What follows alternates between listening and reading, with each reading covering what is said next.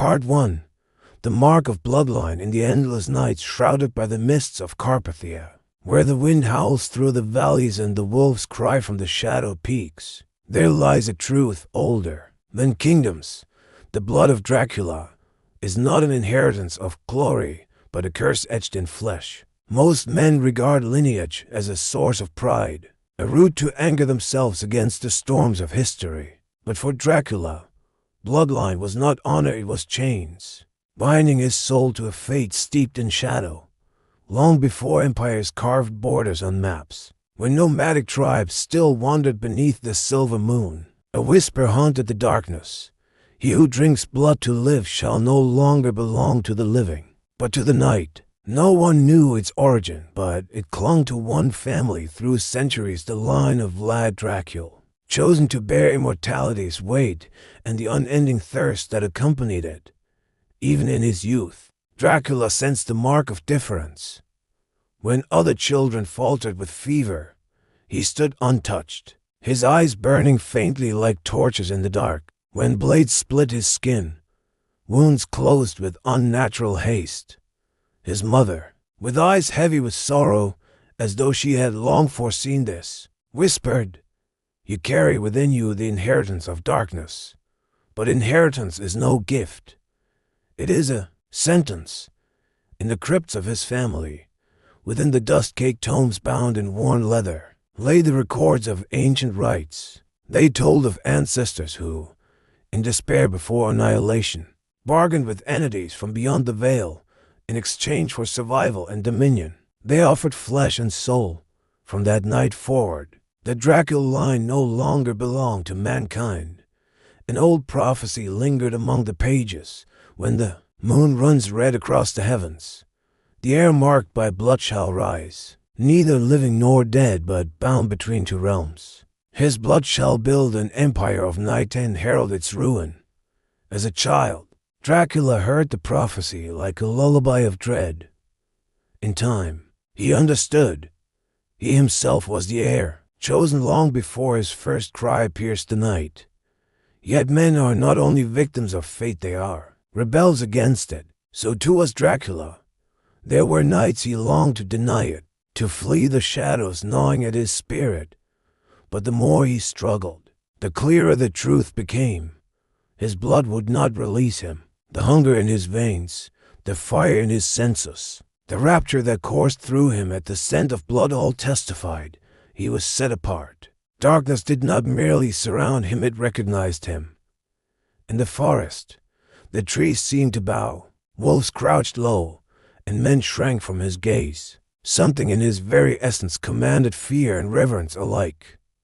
At manhood, he descended into the ancestral crypt, where coffins lay in neat rows beneath guttering candles. From the stones, he heard voices stir his forebears murmuring in their endless sleep. "You are us. We are you. There's no escape." That night, under the bleeding moon, he knelt before an open coffin. Inside lay only bone, the skull bearing the unmistakable curve of fangs. The blood in his body roared, answering the silent call of the dead. In that moment, he knew fate had bound him long before his will was born. For Dracula, bloodline was no longer simply lineage. It was a black flame of curse, burning away the illusion of freedom. He turned from the crypt to the sky, where stars glittered cold and distant. To men, those stars promised tomorrow. To him, they meant nothing, for he belonged not to light, but to the night eternal. And it had all begun with the mark of bloodline. Part 2. The call of darkness in the hollow heart of Carpathian nights. When wind screamed against jagged cliffs and the fog lay thick as a burial shroud, Dracula began to feel a strange compulsion, a summons that was neither human nor earthly. It was the call of darkness, threading through his veins like a second heartbeat, leading him toward a realm where no light could follow. The call was not thunderous, not loud. It seeped like water through stone, whispering in every thought, echoing in every pulse. At first, he dismissed it as fantasy, a shadow born from ancestral tales. But with each passing night, the voice sharp and intimate, inescapable. You were not born to walk as mortal men. You were born to belong to the night. Dreams soon claimed him. He dreamt of standing in fields drowned in blood, corpses strewn across the soil. Above, a crimson moon swelled until it became an all-seeing eye, staring into his soul. At the center of the carnage, he saw himself eyes ablaze, hands dripping with blood, lips curled in a hunger he did not yet understand. Each time he awoke, his throat burned, his mouth was parched, his body seized by an insatiable thirst. He sought to quench it with wine, draining casks until his vision blurred, but no vintage could soothe the gnawing void. He hunted beasts in the forests, tearing flesh and swallowing it raw, hoping it might quell the fire. Yet nothing eased him. The truth grew undeniable. It was not meat, nor drink only blood could silence the hunger.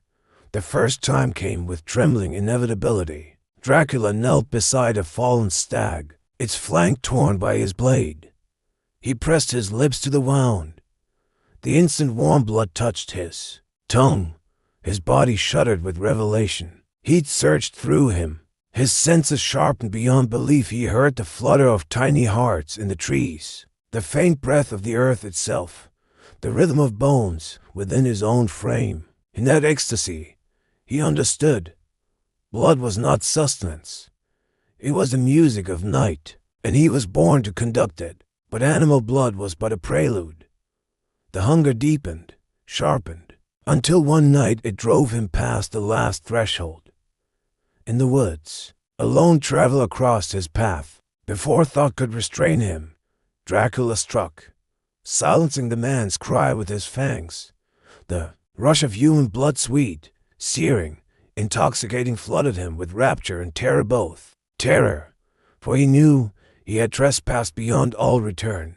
Rapture, for he had found the truth of his existence. From that night, he ceased to belong to mankind. He had stepped irrevocably into the dominion of shadows. With every dusk, the call grew louder. It no longer begged for blood alone, it promised power. You can bend men to fear. You can command. You are the night in flesh. And indeed, with but a glance, soldiers faltered.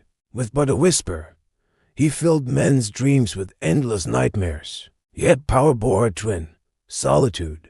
No mortal could share his hunger. No soul could shoulder his torment. He became a wanderer, estranged from hearth and kin, an eternal guest at a banquet of dread. Often, he would stand atop the highest tower, watching the distant village below. Hearth fires glowed warmly, laughter rose. Children cried in the night, sounds of a life that was forever barred to him. He touched his chest, feeling the restless beat of a heart that no longer knew peace. And always, the whisper returned. You are mine. You are no longer theirs.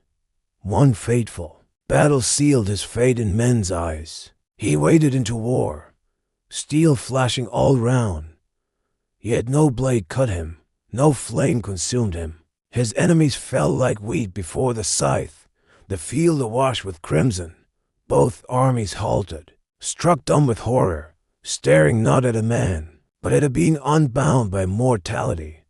From that day forward, his mortal name was abandoned. In hushed tones, survivors called him by a new title, the Count of Darkness. Dracula, standing amid the ashes, knew then the call had been answered. He no longer denied it. He was its embodiment. The call of darkness was not an invitation. It was a coronation of cruelty, granting power while stripping away humanity, crowning him with immortality's curse. Thus, from a man still clinging to illusions, Dracula had become a creature of the eternal night. Part 3. The Eternal Curse. There comes a moment in every life when one realizes there is no turning back. For Dracula, that moment arrived the instant he surrendered to blood. From then on, his footsteps no longer echoed among men, but along the shadowed corridors of an immortal fate. Yet immortality was no gift. It was a curse. In the first nights of his awakening, Dracula still believed eternity to be triumph. He felt untouchable. Steel could not pierce him. Fire could not burn him. Sickness dared not touch him. He walked among men as a god among clay. But time, silent and merciless, began its cruel instruction. Those he loved withered. Companions who had fought beside him fell to age, disease, or war. One by one, their faces faded into the earth while his remained unchanged. He buried them all, stood by the coffins as soil rained down on the lids, and came to understand immortality meant losing forever. At times he asked himself, if death is release, then what is this existence, life or death's mockery? But the curse was deeper still. Immortality was not only endless survival, it was an eternal hunger. Every night, the thirst returned, unrelenting, demanding. Refusal meant agony, his body trembling, his flesh decaying, his bones aching as if breaking from within. Only blood restored him, reigniting the fire in his veins. Thus he entered the cycle no power could break. Thirst, feeding, survival, thirst again. He became a shadow upon villages. His presence whispered in terror, his name an omen. With every draught of blood, fragments of his humanity slipped further away. In mirrors he sometimes sought himself, yet what looked back was neither man nor beast, but something trapped between. A prisoner, bound in chains not of iron but of eternity. One night, a voice came clearer than ever before, not echoing from beyond, but from within. You think you chose, but you never chose. You are my vessel, heir to the vow your blood. Part 4. The threshold of eternity. That night, the moon did not merely rise, it ascended like a crown of blood over the Carpathian peaks. From the ravines, fog slithered forth like pale serpents, winding around the black towers of the castle. Torches along the walls flickered like feral eyes, casting their glow upon the stone courtyard where ritual, long forgotten, prepared to awaken. At its center stood Dracula, his cloak dragging across the ancient stones like a dark tide. There was no choir, no priest, no witness, only the voices of ancestors whispering from the crypt, waiting for his oath, since he had embraced the thirst and borne the name Count of Darkness. Dracula had understood. Power must be sealed, not in chaos but in order. An order for the night required a gate, a threshold where man ceased to be man, a monster ceased to be mere monster. He had read of it in dust-covered tomes, had touched the stone coffins of those who once dared approach it. The gate, they wrote, was not a door of wood or iron. It was carved into blood itself. He had prepared the rite, sigils branded into his flesh, an iron band forged with the hollow moon, a stone vessel carved with shards of broken glass. All was ready save for choice. Above him, the blood moon glared, drenching his face in crimson light, and in that glow, he heard two voices. One was faint, tender, the laughter of villagers by their hearths, the smell of bread, the cries of children. The other was vast and fathomless, the whisper of the night, promising dominion without end. Neither voice shouted. They simply waited. With the dagger of his forefathers, he cut his wrist. Blood spilled into the vessel, thick and dark. He drew a circle on the stone and inscribed 3 laws. First, the hunger is gift and chain, never curse it, but remember it. Second, the night breeds not out of fear of solitude, but for order. Those chosen by the bite carry the oath of secrecy and balance. Third, the night is not a destination, but a path. Power redeems nothing, it only reshapes the chains. The earth trembled as the last law was spoken, and mist seeped from the cracks between stones. The ritual was fulfilled. Now came the final step. He descended into the deepest crypt, where the gate of no end stood, a door of seamless stone, etched with symbols, half word, half fang. It was said to lead not to a place, but to a state of shedding of all that bound him to the mortal coil, even the tenderest memories of love.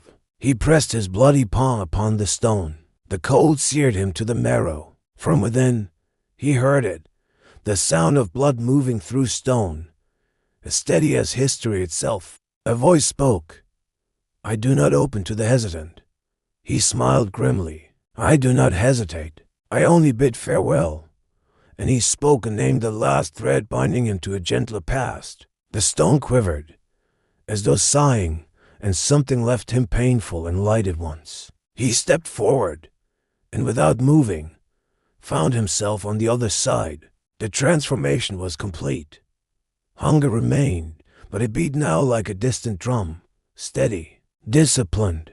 The iron band sealed with his blood clasped his wrist. Neither ornament nor shackle, but both. He emerged to the courtyard as dawn threatened the horizon. Below waited a man, a loyal knight, offering himself freely, begging to be the first torch of the new order. Dracula accepted, bestowing the bite not as cruelty, but as baptism. The knight rose reborn, bearing a new name, the first of the Dark Brotherhood. And then Dracula proclaimed, not to crowds, but to stone, to fog, to the silent eyes of the world, "I, heir of blood, who have heard the call and borne the curse, now seal the reign of night. I do not beg absolution, nor bargain my soul. I claim what was always mine. Immortality is chain and crown. I wear it, that hunger may have law, fear may have boundary, and blood may have meaning. From this night, let all who enter know, my night is not chaos. My night is order." The words fell like iron into a well, echoing without end. A wolf howled approval from the forest, and the first era of the bloodborne began. As dawn bled pale across the mountains, Dracula turned from the light, not in fear, but in renunciation. He had crossed the threshold of eternity. The old name was gone. What remained was ruler, curse, and order. Thus the age of blood and endless night began, silent, patient, carving itself into stone and memory. And the threshold remained, forever waiting for those bold or desperate enough to follow.